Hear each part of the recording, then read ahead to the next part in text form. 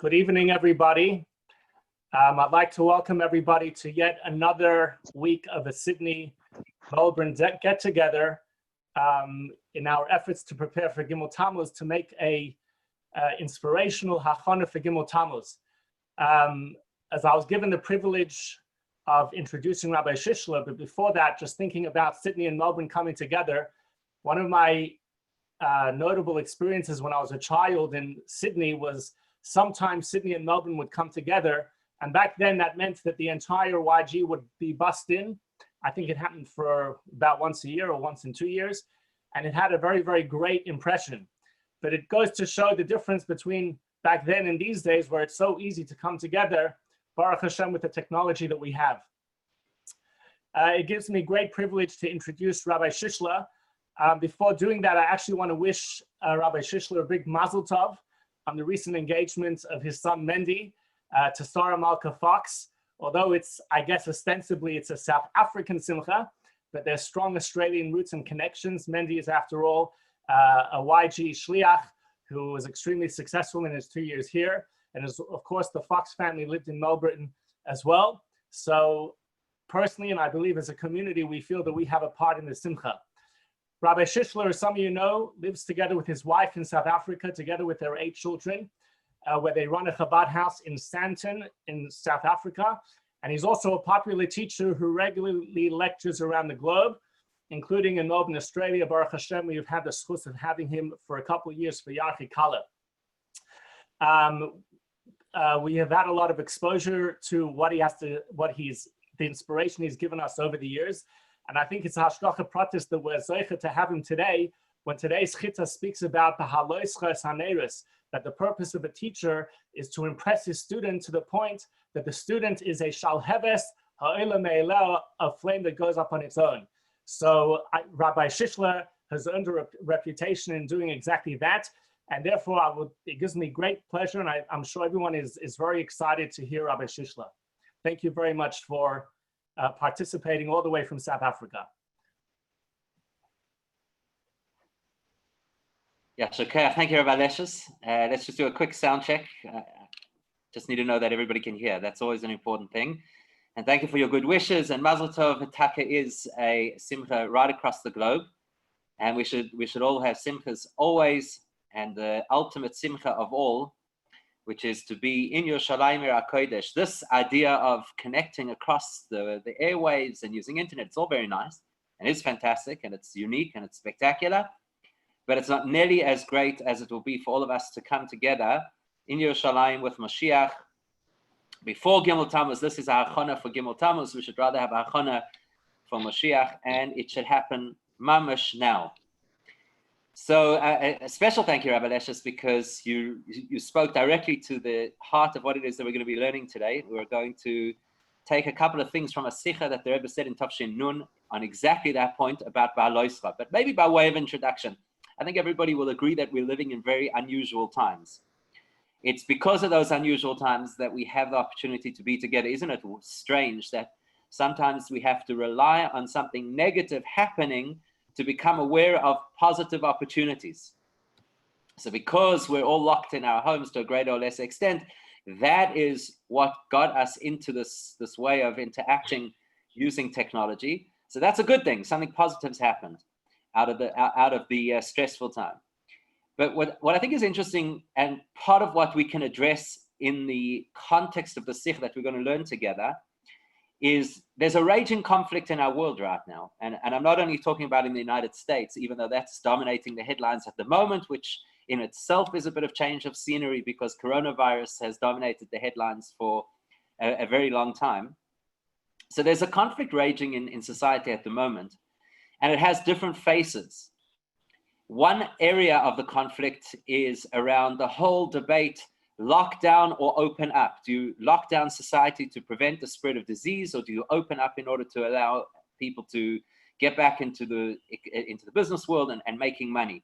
So it's a big conflict that I think it's difficult to pick a side, actually, because there's compelling arguments on both sides, even though people take radical positions, but there are compelling arguments on both sides. So here in South Africa, there was a lot of rhetoric around the fact that we're adults and you, the government, don't need to babysit us. So we can assert our own independence and we can make our own choices. And that raises a very interesting question. But what is the responsibility of governments to manage, or sometimes even micromanage, the lives of its citizens? And what is the responsibility of the individual to be able to stand up and say, I'm a big boy and I can make decisions and I can even take the consequences of those decisions?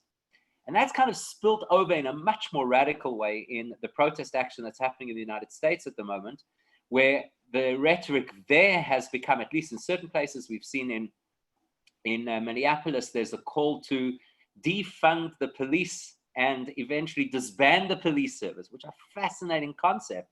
Who would have ever suggested that it would ever be a good thing to stop a police force, not to have a police force? And you have to have law and order. Isn't that what we're taught in Pirkei Avos, is that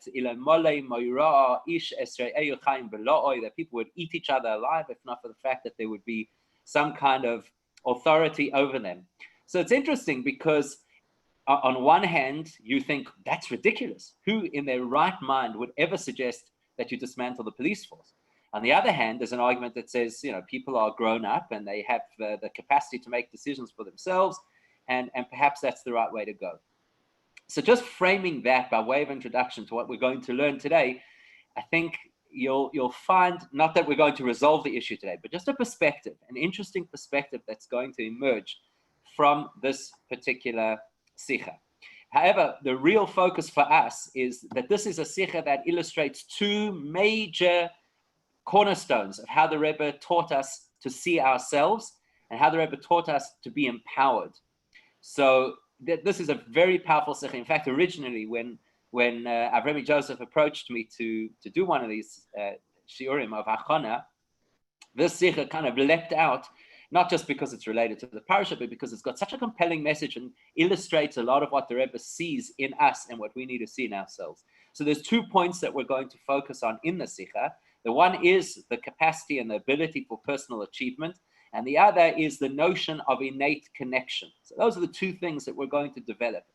Before we can do that, there's a certain amount of preamble, there's a certain amount of concepts that we have to just construct. That's the way that we learn. We build things bit by bit.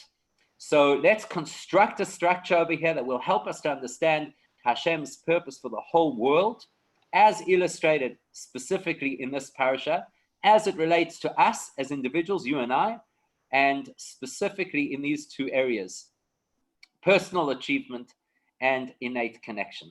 So it all begins really with a statement of purpose.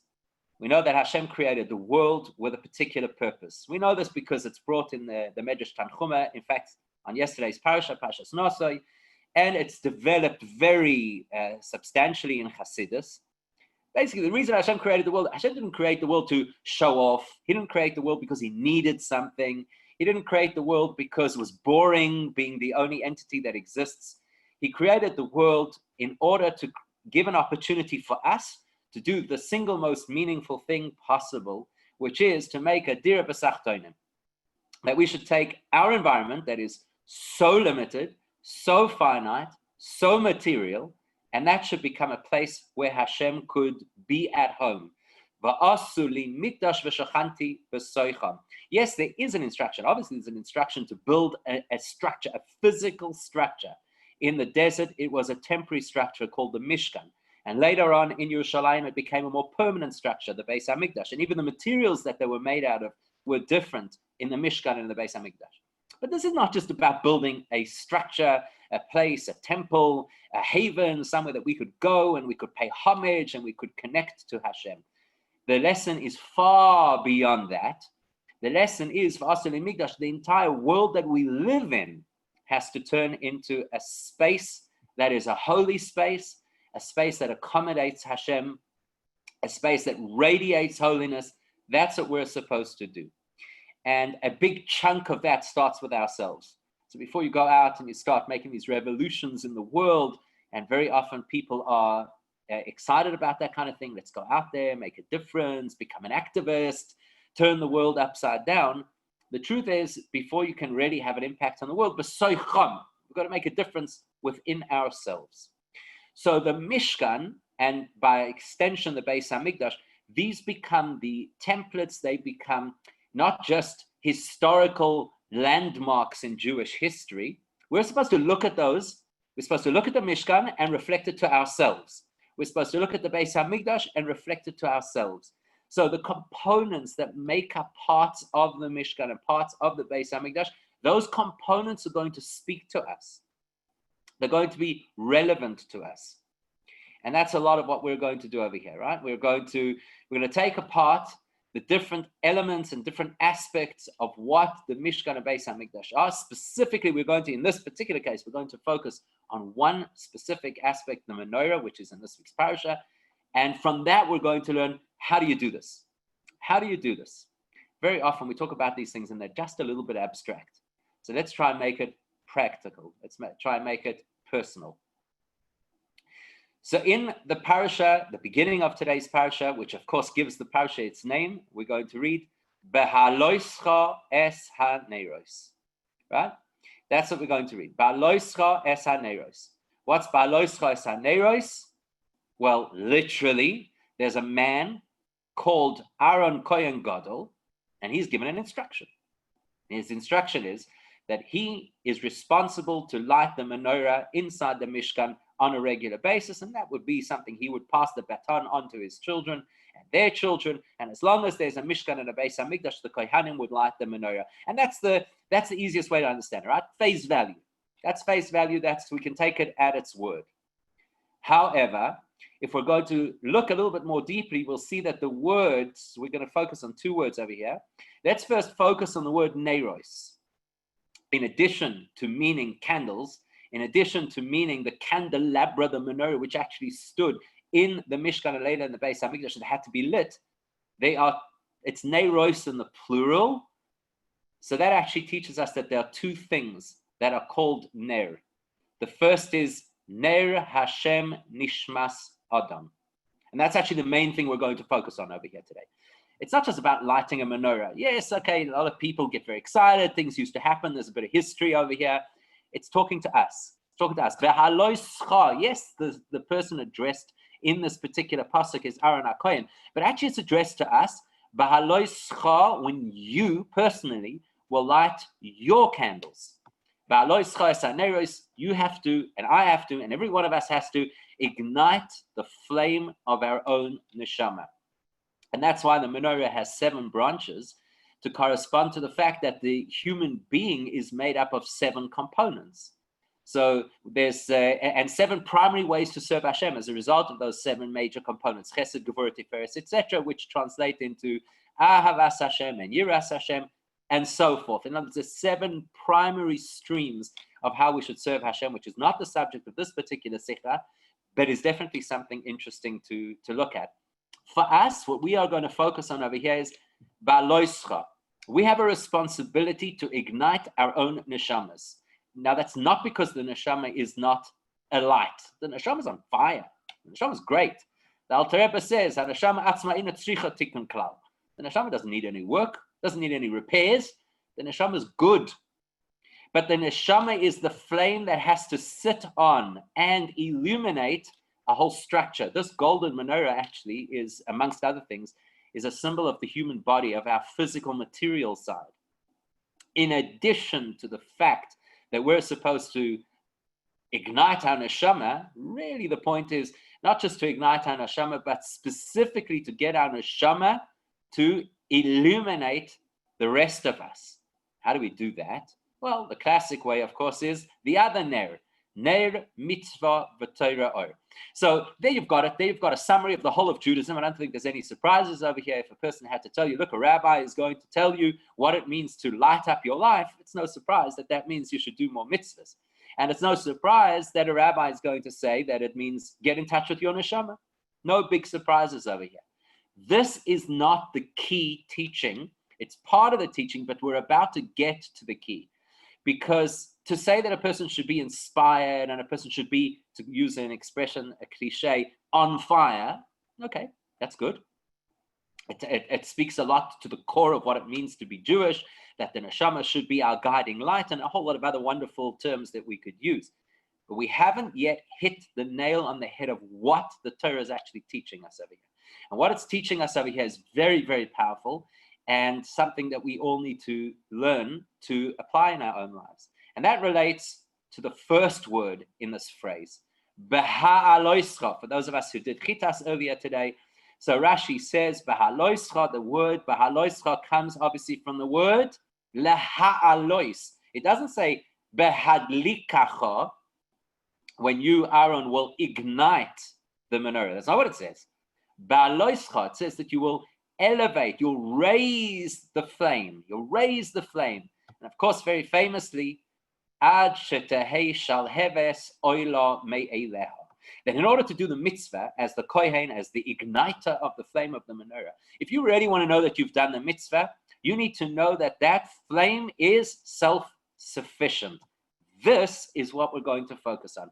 Ad shetehei shal heves oila me'eleha. This phrase is the key.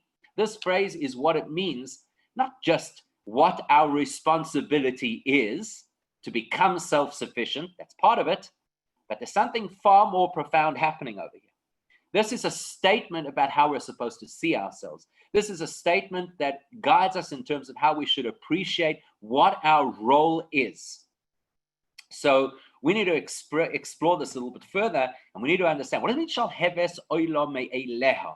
That the candle should become self-sufficient. What do you think practically? If this had not been the word, if it had not said Ba'aloischa, did any of us imagine for a second that Aaron would have to stand there the whole day with his hand at the flame, the whole day? No, obviously we expect, it's a normal thing that when you light a fire, your expectation is that the fire should be self-sufficient. Just to relate to something that perhaps South Africa and Australia have in common, we have what we call a braai, and what's in Australia they call a barbie, right? I think that's what you call it. In any event, so you've got your coals and you want to fire up a good fire so that it will be hot enough to cook the meat that you intend to eat, this barbecue. Everybody knows, anybody who has ever tried to make a coal-based barbecue, so you'll know that hashal heves oila me'eleha. Until such time as that fire is self-sufficient, you cannot begin to cook the meat. As long as you're still there fanning and moving the coals around and getting involved, it's not a real fire. It's not viable, and there's nothing that you can do or benefit from it. So it's a pretty straightforward, self-explanatory concept. And it's not rocket science. It's not exactly that, oh, wow, the Torah is telling me something over here that I would never have known. Shal heves oila me'eleha, that the flame needs to be self-sufficient. No surprises. So what is it telling us? What is the message over here? Considering that the ner that we're talking about is ner Hashem nishmas Adam, it's talking about our own neshama that is supposed to light up, ignite, be the core value set, the core warmth and light of our lives that illuminates everything around us. Firstly, the menorah, which is our body, and then by extension, the world. And then even more than that, in the Beis Hamikdash, the windows were designed specifically in such a way that the light should illuminate and radiate outside. So there's an impact on the whole world. That's what we're talking about over here. So then this pasuk is talking to us as individuals. It says, you individual, menorah so-and-so, menorah Goldberg, and menorah Cohen, right? That's who we're talking about right now. So you have to, as an individual, this is what the Torah is saying, you as an individual have to become shal heves oila me'eleha. So the Rebbe says, let's understand this. Let's unpack this principle. What does it mean? Shal heves oila me'eleha. In order to understand and appreciate this concept, he takes us on a little bit of a journey into areas of Torah that you are all familiar with. We're all familiar with these areas of Torah. But suddenly when you look at them through a slightly different prism, they might say something a little different. So the Rambam tells us in Hilchos Tshuva, Reshus kol adam nesuno loi. Hashem gives permission to every single individual. Im ratza lehatois atzmoi lederech tova v'liyos tzaddik hareshus biyad. If a person wants to veer into a good path and to be a tzaddik, you have Hashem's unequivocal permission to do so. But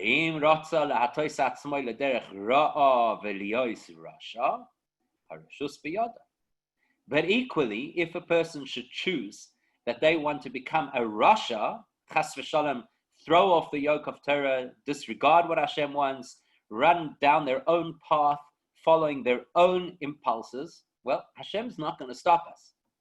And then he says that is the meaning of what after Adam and Chava ate from the Eitz Hadas, that Hashem says, Hein Adam hoya kachad mimenu lo das toivora, that now a human being has something which up until that point in time was reserved only for Hashem, and that's the capacity for choice.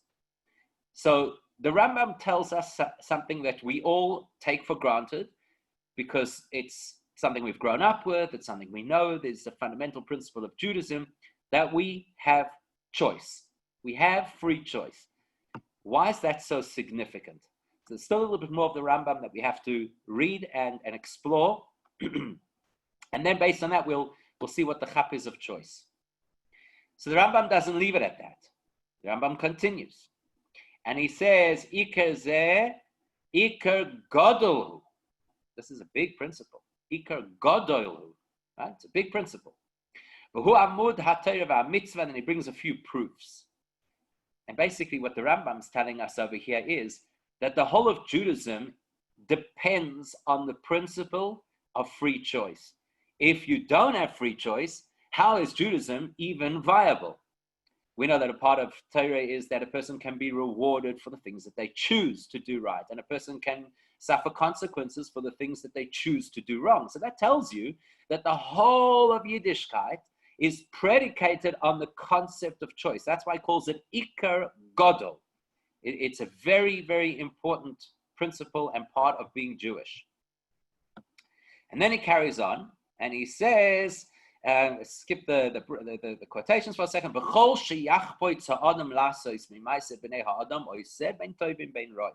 Whatever it is that a person chooses to do out of all of the potential choices that a person could make, by all means, go ahead, gesundheit, do whatever you want, good or bad. And then I'm skipping to the part that's highlighted in yellow. Koloimar. Here's the part that is relevant to us. Koloimar.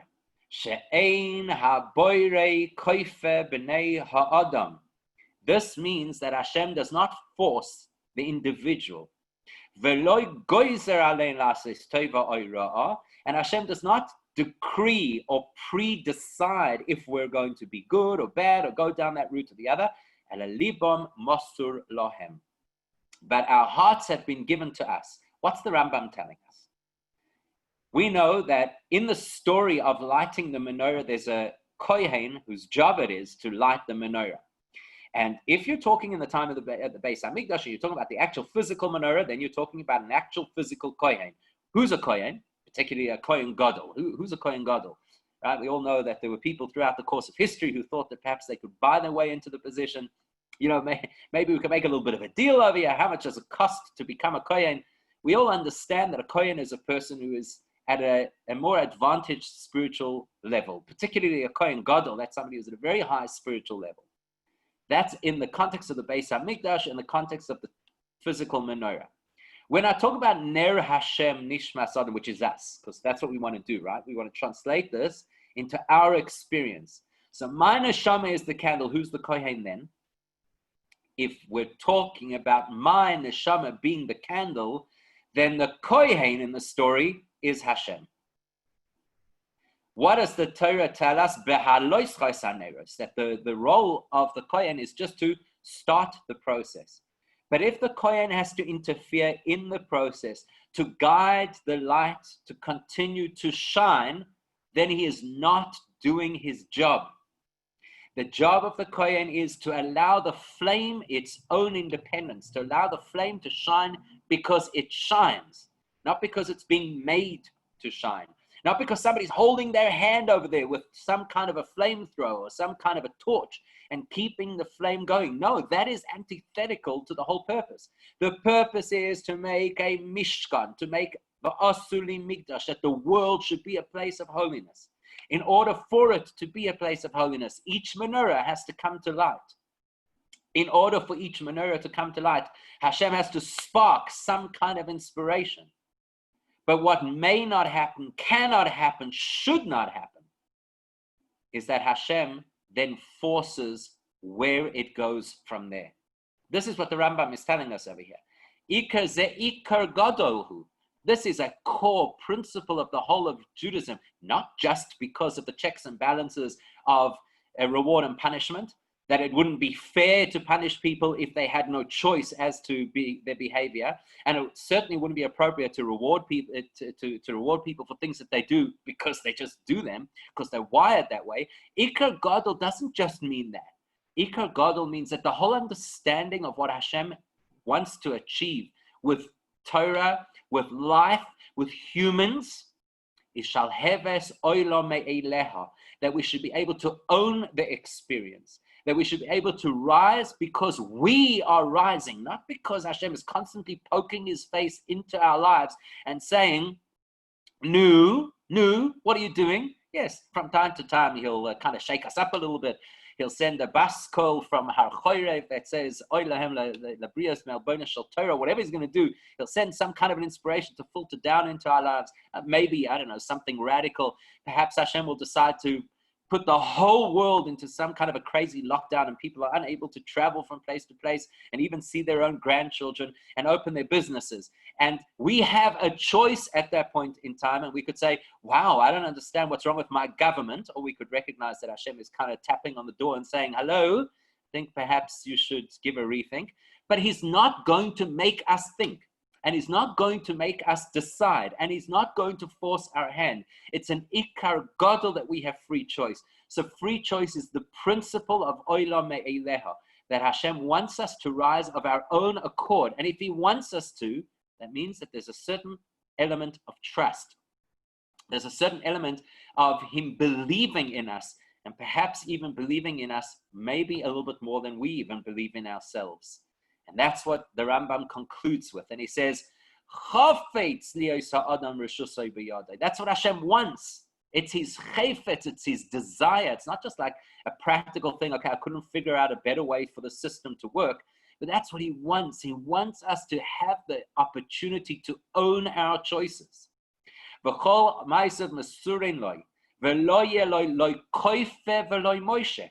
Hashem doesn't want to have any push factor or any pull factor, any external force working on us that gets us to behave in a particular way.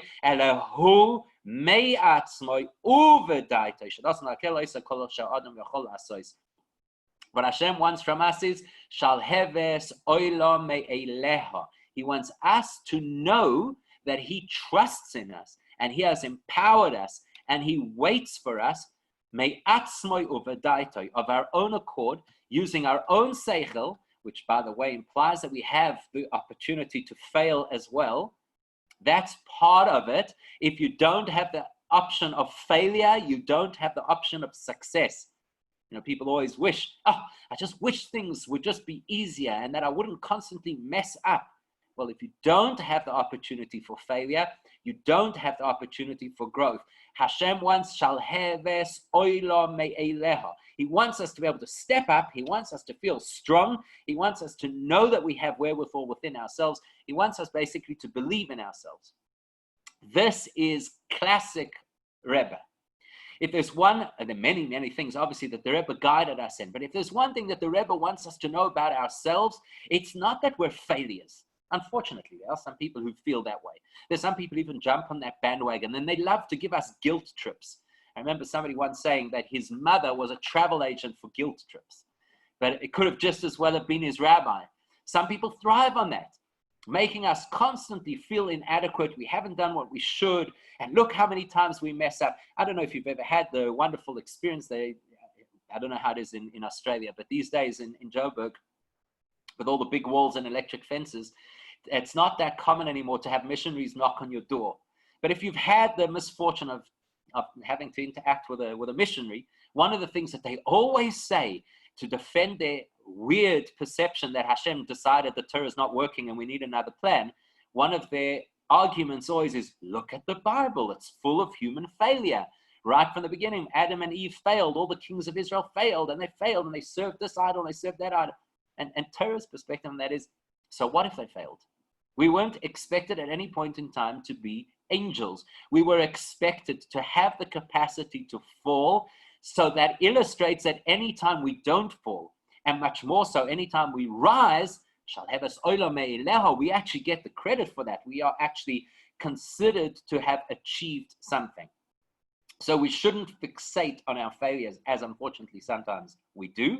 We definitely shouldn't fall into the kind of welfare state psychology, which says, oh, we're all nebuchs and we can't help ourselves. Let the government come and rescue us, or let other people come and rescue us. That's also not a Jewish view.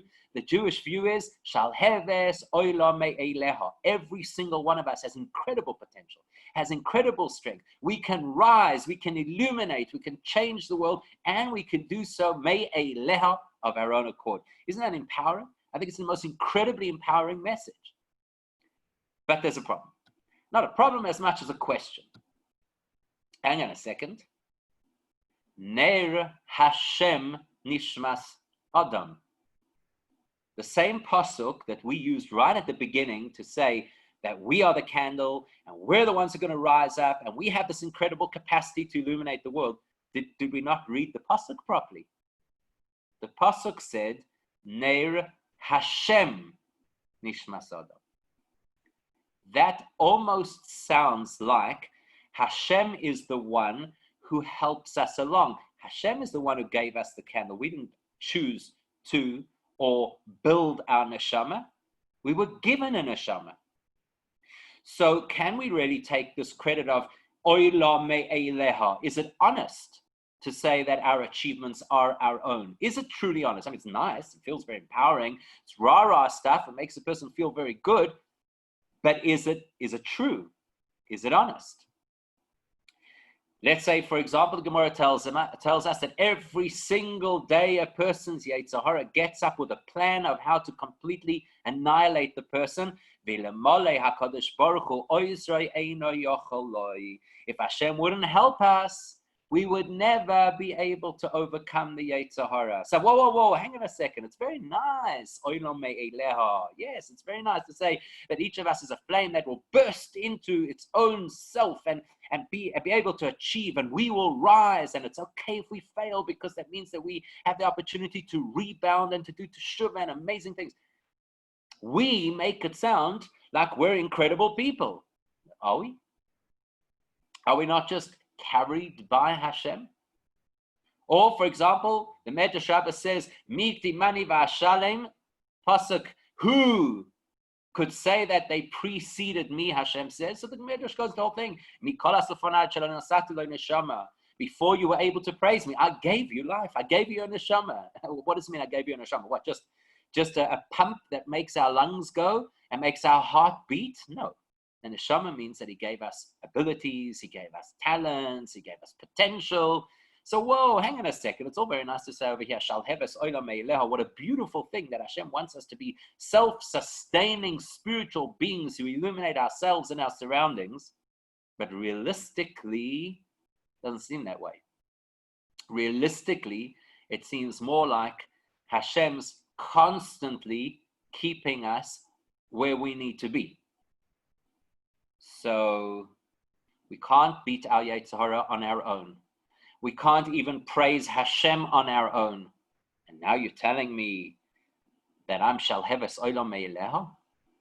That I can rise up on my own? My power? My achievement? Where do you get that from? So we might need a little bit of help from a Gemara in Shabbos. There are various places where the same principle is taught, but we'll use this Gemara. So the Gemara is in the mid-conversation. We've just extracted a little bit of a piece of it over here. And the Gemara says,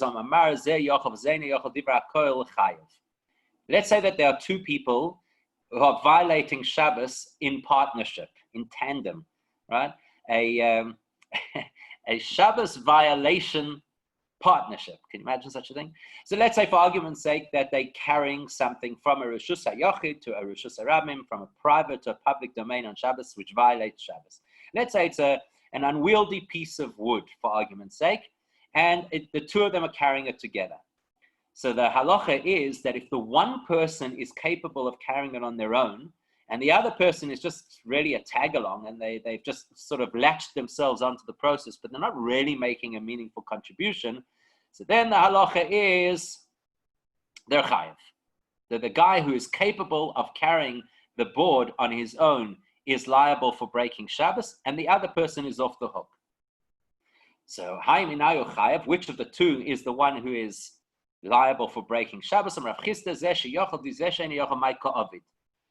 says, well, it's quite obvious. If the one person would be capable of carrying this thing on his own, and the other person is incapable, then obviously the person who is capable is the person who's actually carrying it out the door. He's the person who's actually violating Shabbos, and the other guy is just a tag along. He doesn't really have any major impact. So, but the Komasai, what do you mean? The other person is not invisible. The other person's helping him. This guy theoretically could carry the board on his own, but practically he's not. Practically somebody's helping him. So Rav Chisda tells him, Messiah ein boy mamash. Somebody who just assists you, but you're actually doing the work, ein boy mamash. That is not something that is substantial enough to be considered full partnership. Let's understand that for a second. There's a story that everybody knows. It's a very well-known story. Some of us heard him tell it himself. Yehuda Avner, who of course was the advisor to various Israeli prime ministers and had a lot of interesting interaction with the Rebbe. A very famous story that he tells where he commented on the Rebbe's role. And the Rebbe said to him that my role is, and he gave him the mashal, the parable of a candle, where a person has the wax and the wick. And my role is to teach the person how to ignite the light of their candle. So Yehuda Avner asked the Rebbe, so have you ignited my candle? Very famously, the Rebbe said to him, no, but I've given you the match.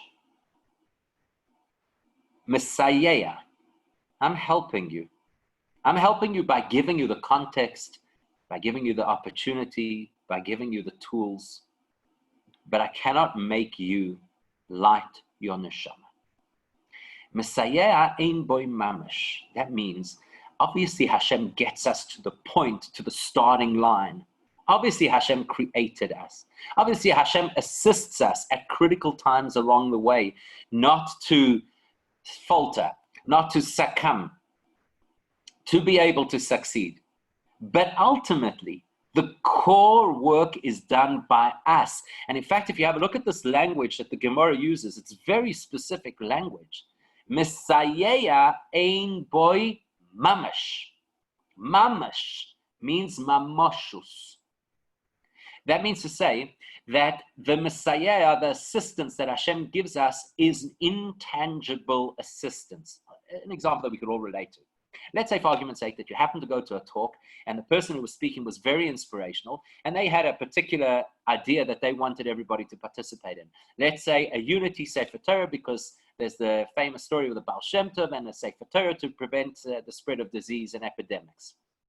So somebody gets up and they've got a really motivational talk about the fact that it would be a good idea in your community to write a collaborative Sefer Torah, that everybody should buy into the Sefer Torah. Okay. So now somebody goes out and says, we're going to do this. We're actually going to do this. We're going to start this program and we're going to get people together. We're going to write a Sefer Torah. That speaker who got the ball rolling, Messiah, he helped the process. He gave the match. He helped the process. But at the end of the day, he did not get the Torah to be written. He didn't actually make the project happen. It's similar to what the Gemara says in Sota about if a person starts a mitzvah and somebody else takes it to fruition, to completion, that person gets the credit of having done the mitzvah. Yes, Messiah. Yes, there are spiritual elements that push us, inspirations that Hashem sprinkles on us. But ein boy mamash, that's not what translates into the action of doing. You'll have two people sit side by side in the same inspirational environment. One person will walk out of there and say, that was amazing, was beautiful, and do nothing. And the other person will walk out of there and say, that was empowering, and I'm going to change, and I'm going to take something on because of it. The Messiah, the catalyst, the prompt, the push to do something positive, ein boy mamash, is not tangible, it's not guaranteed. It's not necessarily part of the actual process of application.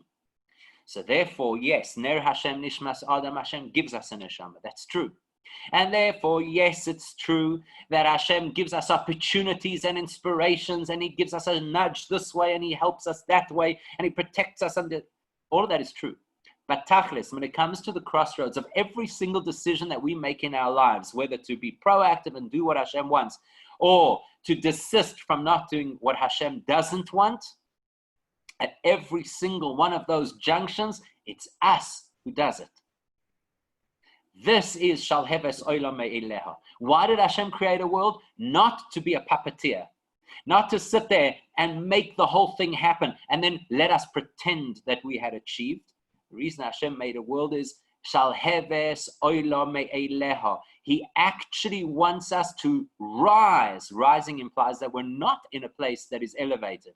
We've got to become elevated. It's not natural for us. It's not necessarily easy for us. The other day, somebody sent a comment, I shared a word, and somebody shared a comment back to say, oh, it's easier said than done. Yes, it's always easier said than done. This is the nature of anything spiritual and meaningful. Oila me'eleha doesn't mean that it happens of its own accord. Oila me'eleha means that it's something that we achieve. And it's with blood, sweat, and tears, as we'll still see.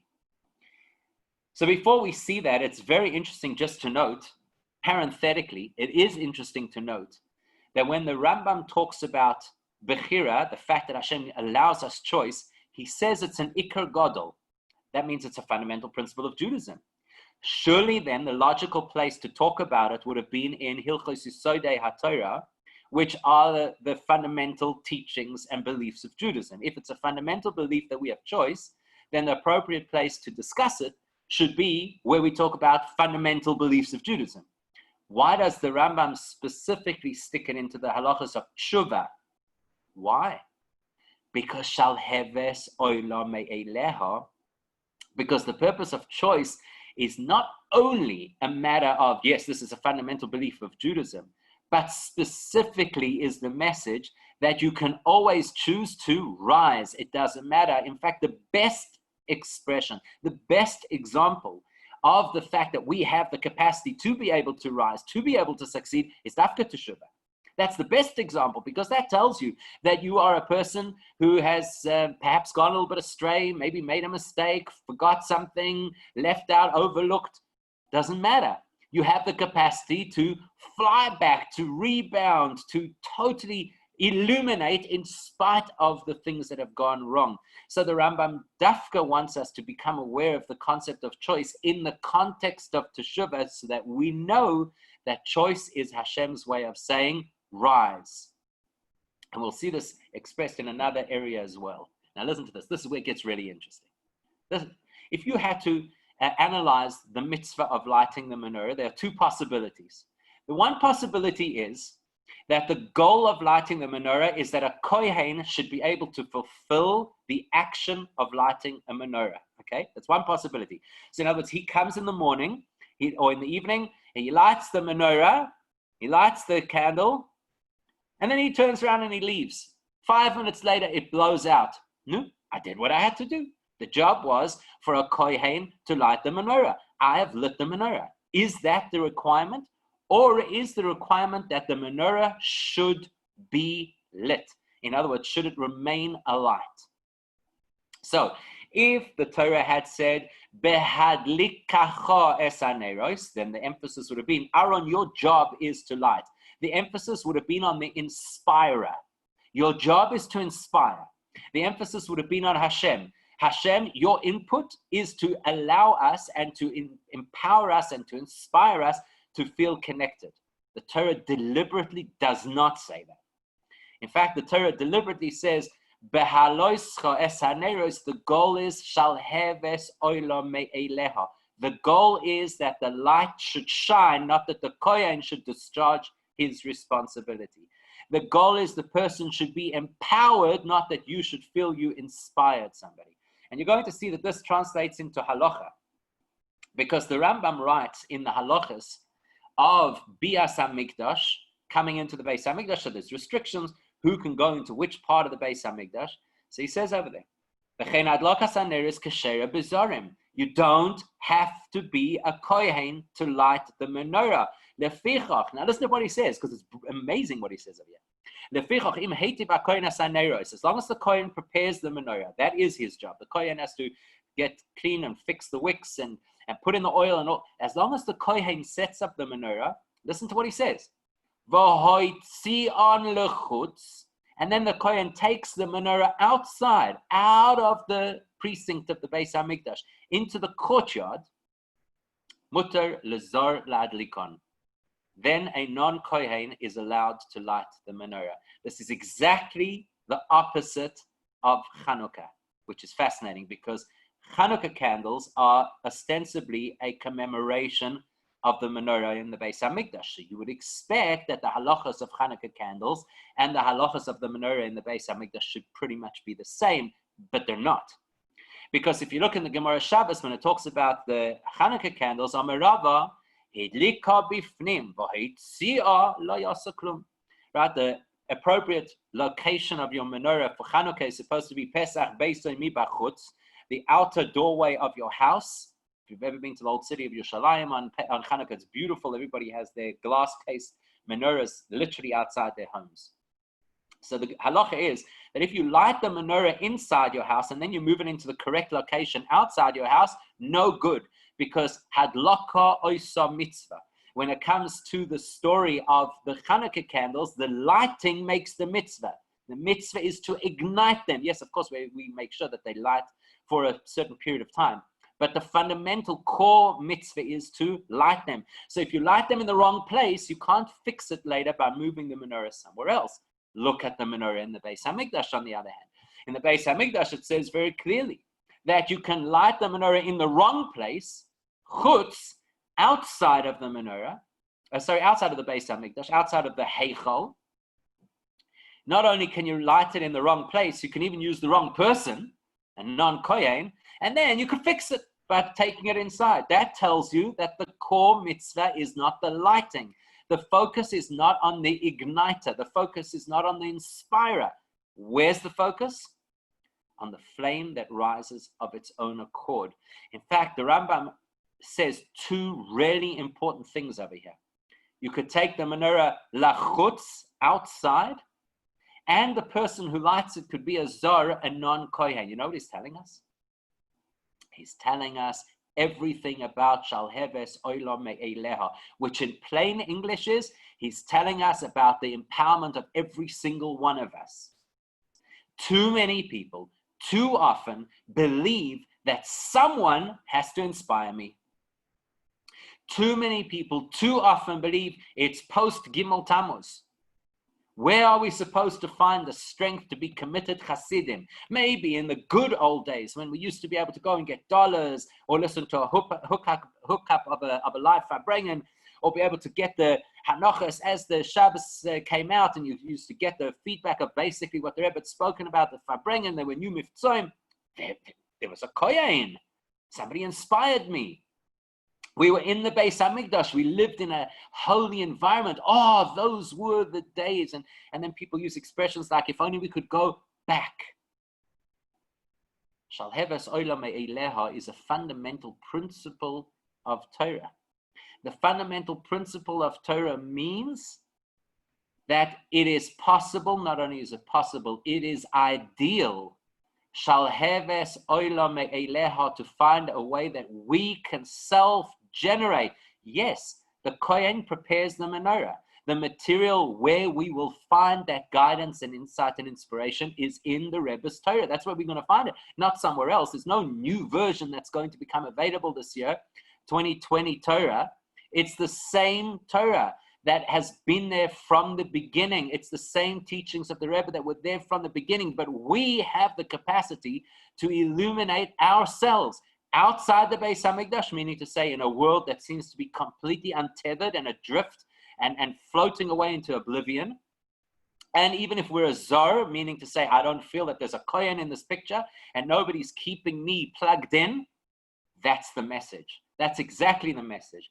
Shalheves Olam Me'eleha, the goal of Yiddishkeit, was to have people who know how to find self-sufficient, self-propulsion in their Yiddishkeit, using the resources that were left for them, not relying on external input, not relying on somebody who's going to keep their hand over there, constantly illuminating me.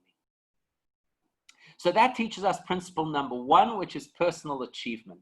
We'll briefly look at principle number two, which is innate greatness. Because when you look at the phrase "Shetahei shal heves oila me'eleha," that is worded almost like a promise. It will happen. Shetahei, the expression goes, "Bahavayoso. It's kind of guaranteed that once the kohen touches the flame to that lamp, it's going to ignite.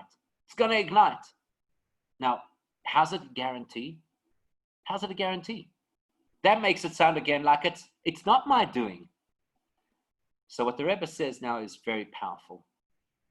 Lo yidach mimenu nidach. We know that Hashem's not going to let any of us go off the rails. Not because he's got an emergency team waiting that as soon as a neshama leans too far to the left, suddenly they're going to hook that neshama and pull it back. It means something totally differently. We know very well, the Rebbe drummed this into our heads, that the Rambam tells us in the second parak of Hilchas Gittin, that if you have a person who by rights, according to halacha, needs to divorce his wife, but he's got a thing in his head and he refuses to do so, we force him. That you force him until he says, I want to, and everybody with a half a rational mind will tell you that is that makes no sense. How do you force somebody until they say, I want to? And he explains very well that every Jew wants to be Jewish. Every Jew wants to do every mitzvah and doesn't want to do an avera. It's just that the Yetzer Hara gets in the way. Why is this lamp not shining? Why is this menorah dark? Not because there's something fundamentally wrong with the menorah, not because it lacks the ability, not because it cannot do shal heves oila me'eleha. Why is this menorah dark right now? Because the Yetzer Hara right now has the upper hand. But the Yetzer Hara only has the upper hand temporarily. And we have a fundamental set of halachas that say that if something is going to change, if something is guaranteed that it will be different, in halacha we already consider it now as if it's in that state. So ha'omed lisroif kesoruf domi, for example, when it comes to bringing a korban mincha, it already, before it gets burnt, the Gemara tells us it has the status of being burnt. We have a similar example, why you cannot use a lulav that was dedicated to Avodah Zarah. Why? Because something that was used for Avodah Zarah has to be destroyed, and a lulav has to have a minimum size. Well, the fact that it has to be destroyed gives it the halachic context as if it's already destroyed, and therefore we imagine that it's not even there. If the Yetzer Hara is just an obstruction, the Yetzer Hara is just an interference, the Yetzer Hara is an aberration that is going to be overcome. Shetahei shal heves oila. It's guaranteed that this flame of ours is going to burst into flame at some point. Every neshama is going to wake up at some point. That's a guarantee, not because Hashem will fiddle with our lives, but because that's who we really are. Well, if that's who we really are, then the Yetzer Hara is technically not who we are, and it's as if it's not even there. Or to put it into different words, people often get very uncomfortable with the suggestion that we're living in the time of Mashiach. And they say, what do you mean? There were previous generations that were so much more learned than us and so much more connected than us and so much more pious than us. And Mashiach didn't come in their times. How's he going to come now? How? Dafka. Dafka for two reasons. Because the darkness that envelops our world, darkness has no substance. So it might look very frightening, it might look very overwhelming, but a bit of light, shall heves oila me'eleha, and all of that darkness disappears because it was never really real in the first place. So if you look around and you see that people are in a space of darkness, don't fret about it, it's okay. Because all we need is a person to acknowledge, to be cognizant, to recognize the strength that they have. That's the problem. We don't necessarily always recognize our strength. If we recognized our strength, that we are fundamentally connected, that it's not that Hashem will rescue us from ourselves, but we are fundamentally part of Hashem, and therefore we have this flame that can burst out and illuminate the whole world at any time. If we recognize that, we'd actually do it. And then we'd realize that Shalheves Olam Me'eleha, the goal of the independent flame, means I don't need to be in the generation of great scholars, and I don't need to be in a generation of highly pious people. It's dafka in the generation where you don't see any of the external inspiration, where it's each person just trying to spiritually survive. That's where you see Shalheves Olam Me'eleha, which, by the way, means none of us has to become perfect. Nowhere in Judaism does it say thou shalt be perfect. All we need is Shalheves Olam Me'eleha, to get a little bit more of the neshama, to be a light. That's what we need. That's what Hashem created the world for. That is the purpose. That is the goal. That is something achievable and attainable for every single one of us. So there's a conflict raging in the world right now. Should government be telling us how to live our lives? Should we have a police force? Or should we allow people just simply to express their inner self, their personal responsibility, their ability to make correct decisions? It's fascinating that the world is having this conversation. Yes, most of the voices speaking out against that kind of leadership are probably misguided. Certainly people are saying, tear down the police force. We should be able to govern ourselves. It is misguided in practice only for one reason. Because you can't have the Kohen remove his hand. You can't have the leadership not guide us before Shalheves Olam Me'eleha, before we recognize that it's not just about Ish HaYosher Bein Avyasa, you could just do whatever you want. It has to be a flame of neshama that guides and illuminates us. But at the same time, it is fascinating. The Rebbe trained us that we should read every single thing that's happening in the world as another sign that we're living in the time of Mashiach. If there's that kind of talk, so maybe in certain quarters that kind of talk is misguided to say, throw off the shackles of police and we should just make our own decisions. But for us as Jewish people, we should be saying, you know what? There is a point in that. There's a point in saying, Ba'loiska, are we at a stage in our lives where our neshama speaks so loudly that we can afford to guide ourselves, to illuminate the world of our own accord? The Rebbe taught us that we can, that we all have this ability, that we can easily unleash it, and it's probably just a matter of being able to recognize it, to totally transform our experience of day-to-day life, to totally transform the world around us, and more than anything else, to illuminate the world with the light of Mashiach, that we should taka be zoicha, we should succeed in doing, not just by Gimel Tammuz, but already today. Shkach, everybody, thank you. Wonderful to spend time with everybody. There's a lot more in that sikha that you should, if you have the opportunity, you should definitely learn. Thank you. Yashikoya, thank you very much, Rabbi Shishler. I appreciate your time. And just to leave us off for 2 minutes, I got a video once from you that explained in these crazy times the idea of isolation or liberation. Maybe you could just... You muted yourself, Avrami. Sorry. Sometimes when you change your perspective about isolation or liberation, sometimes when you change your perspective, it makes a big difference. Maybe just leave us off with that little thought. You once said a video about what's the difference between isolation and liberation, just in a nutshell. A huge yashikoya. It's a little bit maybe on a different angle from this particular sikha, because I think that the chap of this particular sikha is about recognizing the fundamental power that we have.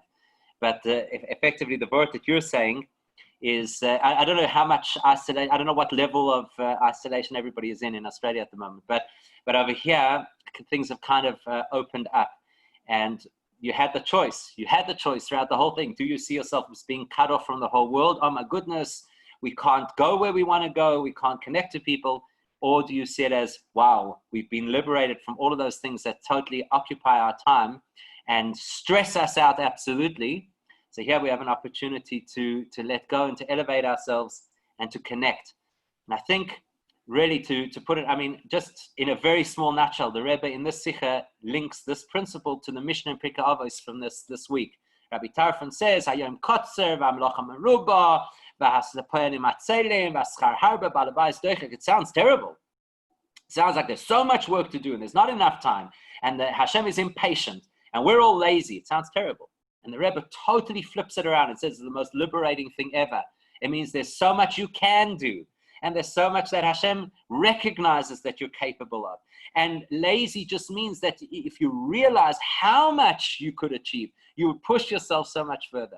So again, it's the choice. Do I see myself as the world is collapsing in on me, or do I see myself as the world is giving me incredible opportunity for growth and connection? And the Rebbe trained us to see the latter. Yeah, Shukriach, thank you very much. Thank you everyone for joining. And in Eretz Hashem, we will see you again next week with Rabbi Cantor from Bangkok, Thailand. Thank you very much, Rabbi Shishler, and have a wonderful, wonderful rest of the day. Shukriach. Thank you, everybody. Have a wonderful evening, and Mashiach now. Kol tov.